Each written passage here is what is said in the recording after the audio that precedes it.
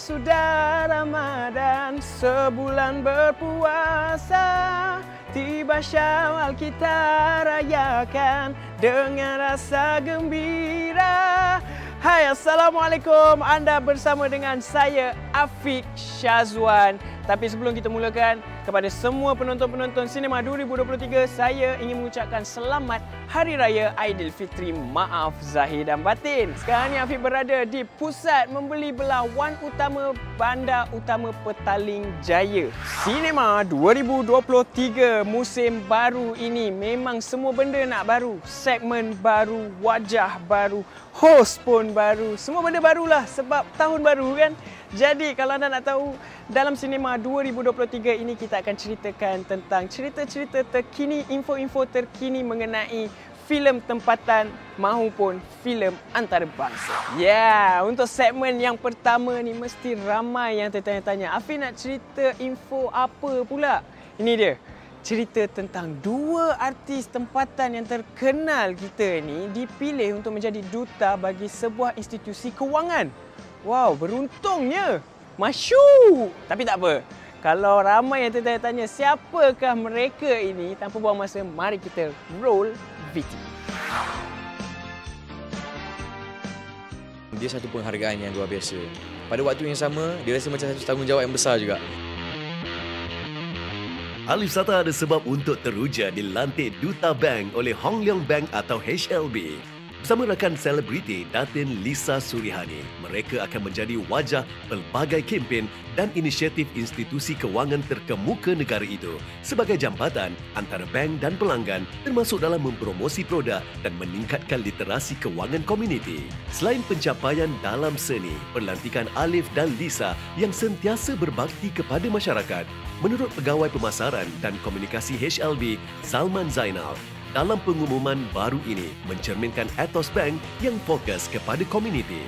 Because sometimes it depends on the DNA of the brand.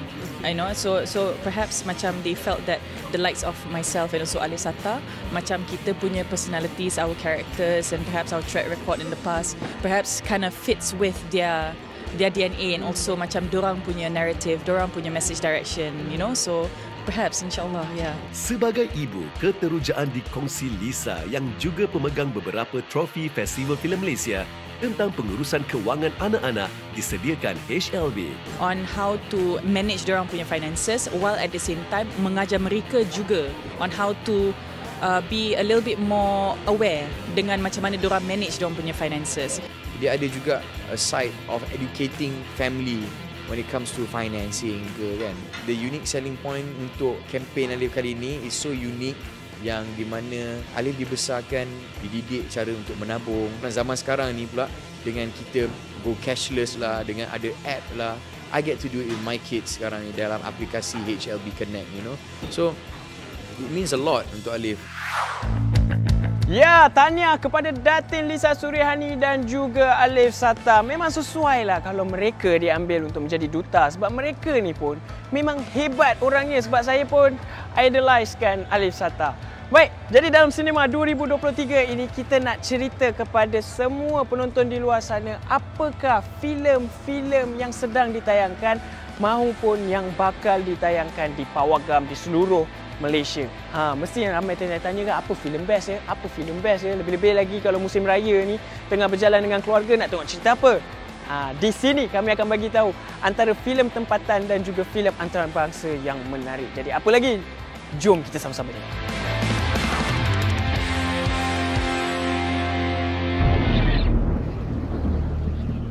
Kepada anakku, Syawal bin Iqbal Syed Hussein. Filem Sumpahan Malam Raya membariskan pelakon-pelakon terkenal seperti Atu Zero, Daniel Zaini, Vanida Imran, Rin Rahim, Nora Danish, Yusri Abdul Halim, Ropi dan Saiful Apeh. Filem arahan Profesor Razak Mohaidin ini mengisahkan tentang Syawal, Tanya, Adam dan Misha yang mengusahakan sebuah motel homestay berhantu. Pelbagai kejadian pelik yang berlaku menjelang Hari Raya dan mereka cuba merungkaikan misteri tersebut satu persatu. Apakah kesudahannya? Jangan lupa menonton filem ini sekarang. Mamaka Pandavas Jaya. Hakim Kurwa Senja. Filem ini mengisahkan tentang Baijan, seorang lelaki bujang telajak yang hidup bersama-sama dua adik lelakinya yang tidak akan berkahwin selagi abangnya tidak melangsungkan perkahwinan. Baijan tidak mahu berkahwin kerana beliau bimbang perkahwinannya akan menimbulkan masalah di dalam keluarga besarnya. Walaupun dia seorang lelaki yang jujur, tapi dia selalu menggunakan kekerasan untuk menyelesaikan perselisihan dengan sesiapa pun. Adik-adiknya yang masing-masing sudah mempunyai pasangan membuat rancangan untuk menemukan jodoh untuk abang mereka. Berjayakah mereka dengan rancangan tersebut? Jangan lupa menonton filem komedi yang dibintangi oleh Salman Khan sebagai watak utama.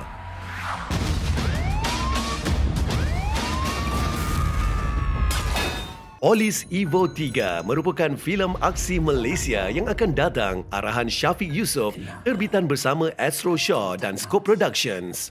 Filem ini adalah kesinambungan daripada Polis Evo 2 yang dihasilkan pada tahun 2018 dan filem ketiga dalam trilogi Polis Evo. Filem ini dibintangi oleh Shahizi Sam dan Zizan Razak. Kali ini mengisahkan Inspektor Kai menjadi terdesak selepas dendam lama kembali menghantuinya dan mengancam orang ramai dengan pengeboman misteri. Ingin tahu kisah selanjutnya? Nantikan kemunculan filem Polis Evo 3 tidak lama lagi.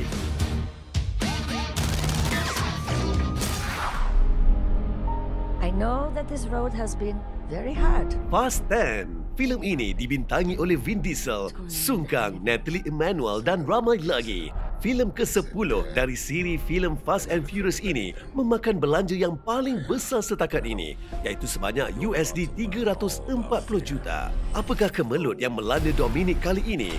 Adakah dendam lama menghantui beliau kembali? Semuanya akan terjawab dalam Fast 10. Pastikan anda menonton filem ini tidak lama lagi. I'm gonna break yours. Piece by piece.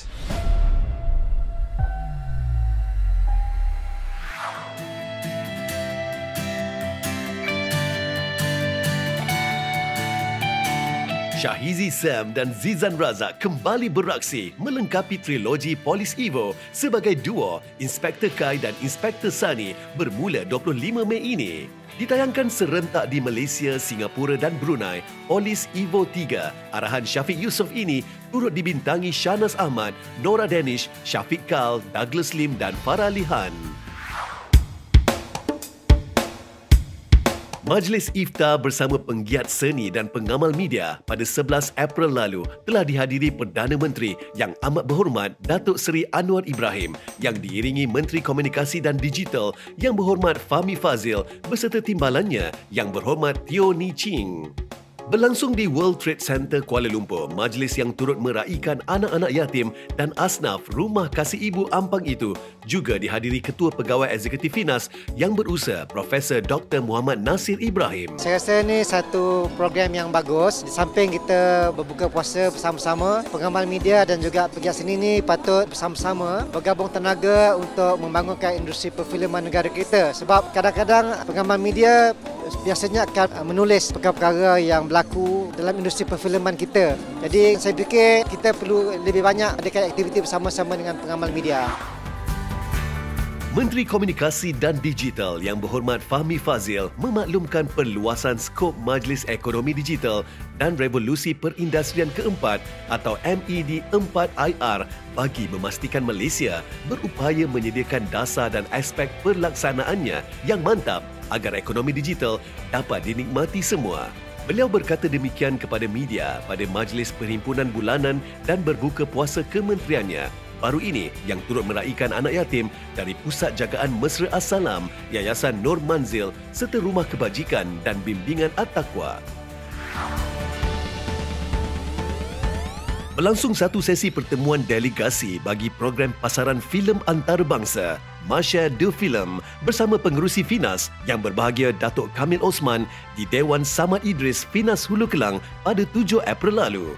Ia antara lain membincangkan usaha mempromosi Malaysia sebagai destinasi penggambaran.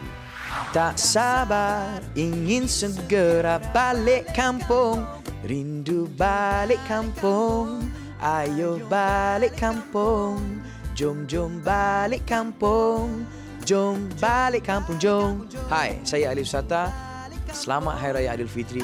Maaf zahir dan batin. Yang kalau semua yang nak balik kampung tu, drive elok-elok dan enjoy Aidilfitri kali ini.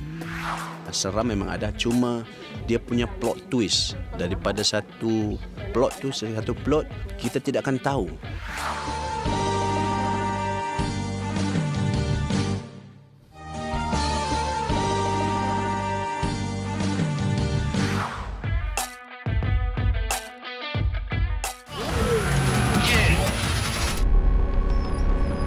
Tahun 2022 telah menampakkan kerancakan industri perfilman apabila 2 tahun industri perfilman dunia merudum kerana penularan COVID-19 di seluruh dunia. Beberapa buah filem terbaik telah membuktikan bahawa penonton-penonton rindu menonton filem di pawagam.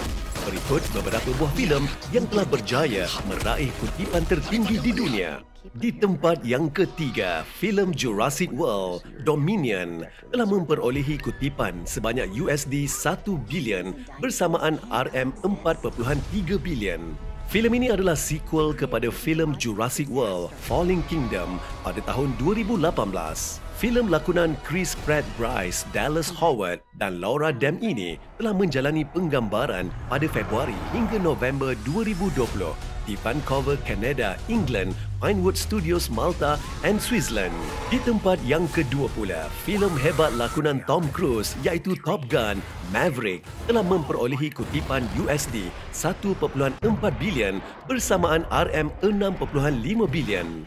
Filem ini juga sequel kepada filem Top Gun yang pernah dihasilkan pada tahun 1986 yang turut dilakonkan oleh Tom Cruise. Untuk menghasilkan shot terbaik ketika scene pelakon-pelakon melakukan penerbangan menggunakan jet F-A-18E dan F-A-18F, penerbit telah membayar USD 11,374 untuk 1 jam penerbangan termasuk khidmat juruterbang kepada United States Navy. Di tempat yang pertama dengan kutipan USD 1.5 bilion bersamaan RM6.6 bilion, filem Avatar The Way of Water mengungguli carta kutipan box office hasil dari tayangan filem ini di seluruh dunia. Filem ini juga adalah satu-satunya filem yang berjaya melepasi kutipan lebih daripada 1.5 bilion tahun 2022.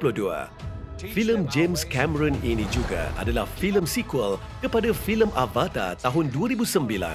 Filem ini memulakan penggambaran pada 15 Ogos 2017 dan lokasi utama penggambarannya di Manhattan Beach, California. Senarai box office ini menunjukkan 3 filem teratas yang memperolehi kutipan tertinggi pada tahun 2022. Kesemuanya didominasi oleh filem-filem sequel.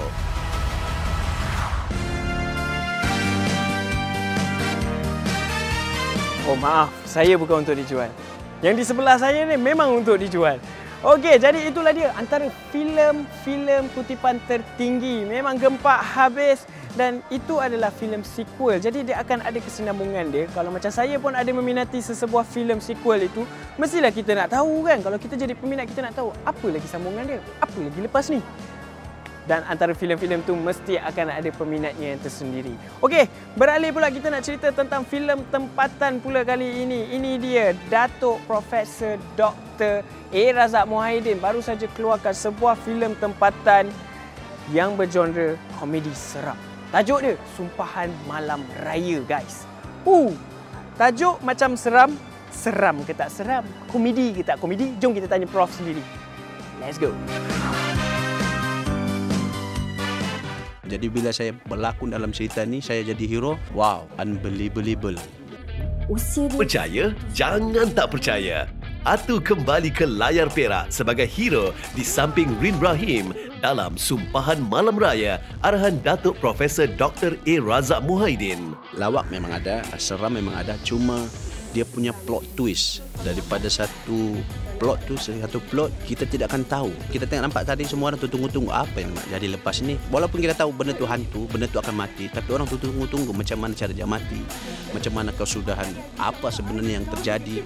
Sumpahan Malam Raya menurut Razak pula dihasilkan susulan kejayaan Shift Malam Raya yang meraih kutipan lebih RM3 juta di Astro First berikutan pawagam masih ditutup 2 tahun lalu. Saya dapat banyak respon daripada peminat yang menonton, menghantar mesej dan sebagainya, meminta supaya diperbanyakkan filem-filem yang sebegini. Dan daripada itu saya melihat bahawa raya tidak semestinya kita tunjukkan kuih raya semata-mata, tapi ada banyak kejadian-kejadian yang berlaku pada hari raya yang boleh dijadikan sebagai salah satu daripada perkara yang boleh diimpakkan. Jadi saya gunakan kombinasi benda tersebut untuk mewujudkan suasana hari raya dalam waktu yang sama, mencantikkan cerita ni lah. Selain Nora Danish dan Daniel Zaini, filem terbitan Video Production dan MGE Production ini juga menampilkan pasangan Datuk Yusri Abdul Halim sebagai Amir, adik gangster yang mengejar jodoh, antaranya Datin Lisa Surihani yang berlakon sebagai dirinya. Tadi tu bukan saya dapat skrip untuk mentelaah dulu dari zaman Cinta Kolesterol lagi, semua dia bagi cerita je, guideline, overview. Then you basically on set baru you jam together selalunya. It's not panggilan karakter, it's actually panggilan bekerja dengan kawan. Tetapi dia juga pada awal ni cakap, Yusri, try buat yang pakai rambut kerinting dulu because it seems that bukan pros saja, saya pun banyak dapat message yang direct message cakap, bang saya suka karakter, homage to the karakter Lady Boss tu, yang saya rasa macam okay lah, just for fun of it, kita buat balik that character but in a same kind of perwatakan tapi orang lain lah sebenarnya. Jadi, bolehkah Sumpahan Malam Raya mengulangi kejayaan lalu?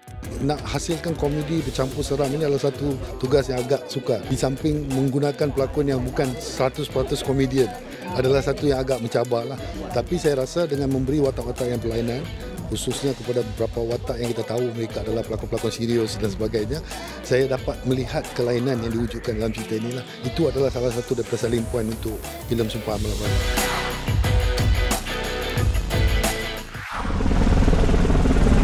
Juga di Itali, filem Coast Guard Malaysia, Ops Helang dan Abang Adik, masing-masing arahan Allahyarham Pete Hanif dan Jin Ong, pula sedang bersaing di Festival Filem Faiz ke-25 di Udin yang berlangsung sehingga 29 April ini. Coast Guard Malaysia, Ops Helang seperti mana Barbarian Invasion merupakan penerima galakan pembiayaan dana kandungan digital Finas. Ahnya daripada Finas buat semua pengkarya. Barbarian Invasion menang lagi, diarah dan dilakonkan Tan Chui Mui yang juga pemenang pelakon wanita terbaik pada Festival Filem Malaysia ke-32 lalu, telah merangkul trofi filem terbaik di Festival Filem ASEAN ke-20 di Rom, Itali yang berakhir pada 5 April lalu. Hai, Assalamualaikum. Saya Ri Rahim. Ri nak mengucapkan selamat Hari Raya. Maaf zahir batin kepada semua. Sebenarnya saya bukan sombong. Saya macam terkedu lah sebab saya baru tahun lebih datang KL. Tiba-tiba dah pop. Sebenarnya saya takut.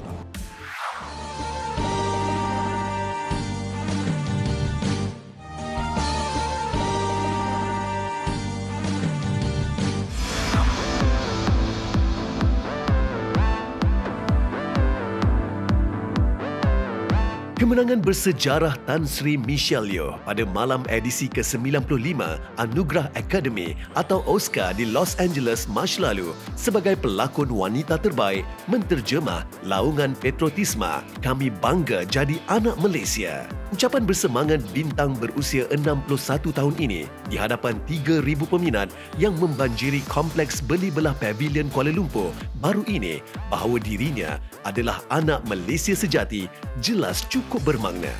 Yeoh kembali ke tanah air bersama trofi yang dirangkulnya menerusi lakonan hebatnya sebagai Evelyn Kwan Wang, seorang isteri dan ibu yang mahu menyelamatkan dunia dalam filem Everything Everywhere All at Once. Sebagai Evelyn, wanita berketurunan Cina-Amerika yang bergelut dengan masalah kehidupan, dalam filem arahan Daniel Kwan dan Daniel Scheinert itu juga menjadikan Yeoh anak Malaysia pertama, juga pertama dari Asia merangkul anugerah berprestij itu. Pembabitan seni Yeoh bermula selepas dinobat Miss Malaysia World 1983 pada usia 21 tahun. yang menyaksikannya mewakili Malaysia ke pertandingan akhir di London sebelum dia menyertai pertandingan Miss Mumbai International 1984 di Australia dan dinobat pemenang. Dia menarik minat jenama jam tangan Guy Laroche dan muncul buat kali pertama dalam iklan bersama bintang aksi ketika itu, Jackie Chan.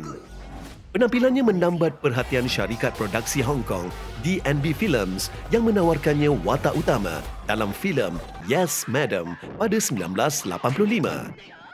Lalu dia membina nama di Hong Kong, sebahagiannya dalam filem aksi walaupun tanpa pendidikan formal dalam seni mempertahankan diri. Pada 1997, dia ke Hollywood sebagai gadis Bond dalam filem Tomorrow Never Dies tanpa menduga Oscar akan berada dalam genggamannya hari ini.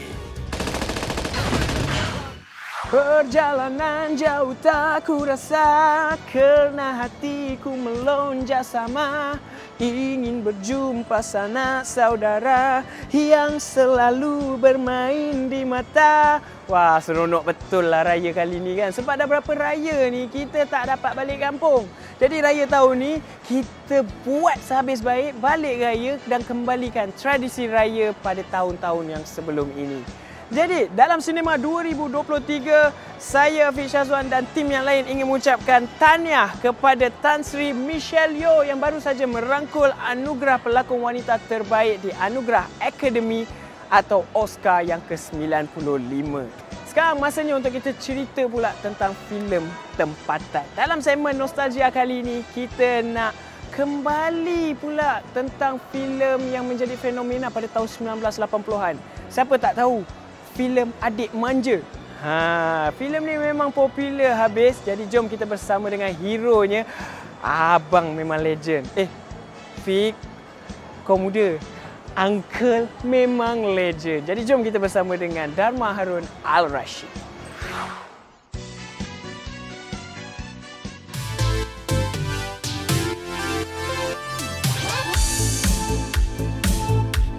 Pemenang filem komedi terbaik Festival Filem Malaysia pertama, Adik Manja, yang memegang rekod box office selama 14 tahun dengan kutipan RM3.5 juta, nyata satu fenomena. Seperti juga hero-nya, Dharma Harun Al-Rashid, yang bagaimanapun masih merasakan ia satu mimpi. Lebih lagi apabila beliau mengimbau hari dia ke Shaw Brothers untuk uji bakat pada 1979 itu yang disarankan seorang teman sebenarnya telah tamat 3 minggu sebelumnya. Habis saya datang Kuala Lumpur, duduk fikir apa aku nak buat aja penyanyi kan, cuba-cuba kan. Tahu macam mana satu hari tu, masa tu tak salah saya, kita pergi bulan puasa tau. Saya rasa mungkin 10 ke 12 hari sebelum raya. Shoot pre-casting tu. Bila masuk, Shaw Brothers semua orang, dia nampak saya tu terkejut tau. Dia kata, casting. Okey kau. Duduk dekat satu bilik. Masa tu, director dia tak ada tau. Tiba-tiba, bila saya dah duduk sebelah tu, tiba-tiba datang pengarah 3 orang lah. Pengarah dengan Shaw Brothers semua kan. Pengarah tu Osman Hasham lah. Saya tengok dia, saya pun tak kenal siapa dia kan. Dia kata, nak jadi pelakon ni? Dia kata, okey, kalau nak kita cantik banyak, kita sign terus. Sign, saya pun tak sampai 5 minit, sign terus. Sign kontrak, dia bagi cek terus. Setengah dia bagi tau. Berusia 22 tahun, Dharma pada ketinggian 185 cm menepati ciri hero yang dicari Adik Manja untuk digandingkan dengan Nur Kumalasari. Satu majlis pelancaran diadakan Shaw Brothers beberapa hari sebelum raya. Lagi sehari nak balik raya, saya balik lagi. Kita balik Ipoh lah. Kan, mamak saya kan. Pada hari raya tu, tiba-tiba surat khabar keluar. Putusan lah masa tu kan. Keluar muka saya terpampang besar. Ya, bapa saya terpampang. Bapa saya memang kaki baca surat khabar. Dia tengok, "Hai, kamu ke ni?" Saya pun tak tahu nak cakap lah, orang punya kecoh lah kat Ipoh kan. Mak saya orang kecoh lah. Dan selepas 43 tahun, kenapa agaknya watak Cikgu Azmi masih melekat di hati audiensnya? Watak Cikgu Azmi tu macam panggil saya kan. Ya, macam panggil aku je boleh buat. Tetapi saya lagi faster. Daripada watak yang tu, saya lagi faster. Buat benda tu lagi laju tau. Saya tak suka duduk diam. Nak kata extrovert tu, tak lah. Tapi saya macam, kalau dah aku suka dengan satu benda tu, ataupun bila dah betul nak buat kerja tu kan, saya dah tak reti duduk diam lah. Saya buat kan. Sampai kita dah flat betul. Lucunya, Akui Dharma ada yang melabelnya sombong. Sebenarnya saya bukan sombong. Saya macam terkedu keluar sebab saya baru tahun lebih datang KL, tiba-tiba dah pop saya sebenarnya saya takut. Gemuruh. Ya, betul. Sebab umur 22, datang pula tengok orang ni macam ni, orang ni, kita jadi macam tak berani nak campur. Saya takut tak berani nak campur lah. Bila cerita tentang raya ni, kuih tradisi mesti ada. Kuih bahulu, ketupat lemang, ketupat palas pun ada juga. Rendang atuk. Hai atuk. Mudalah kita punya atuk.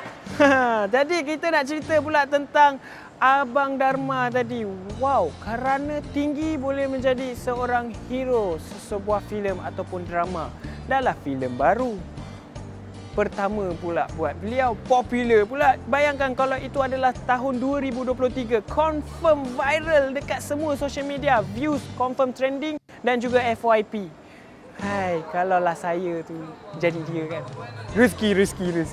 Okey, jadi itu saja info dan juga cerita tentang filem tempatan dan juga info-info menarik tentang industri seni tanah air kita. Kalau anda nak tahu lagi, setia bersama dengan Cinema setiap Sabtu jam 9 malam hanya di platform YouTube Finas Malaysia. Dan sebelum kita akhirkan rancangan pada episod kali ini, saya nak ucap terima kasih kepada Pusat Beli Belah Wan Utama Bandar Utama Petaling Jaya kerana menyeponcer, menaja set yang cantik dan juga megah ini. Kok lah lepas ni ada lagi kan?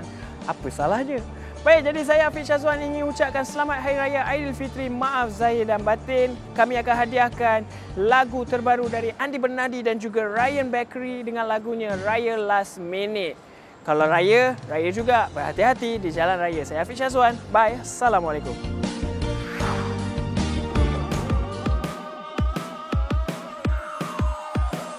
Sebelum berpisah, terimalah lagu Raya nyanyian Andi Bernadi dan Ryan Bakery dengan berjudul Raya Last Minute. Cinema juga ingin mengucapkan selamat menyambut Hari Raya Aidilfitri kepada seluruh rakyat Malaysia, khususnya penonton setia Cinema.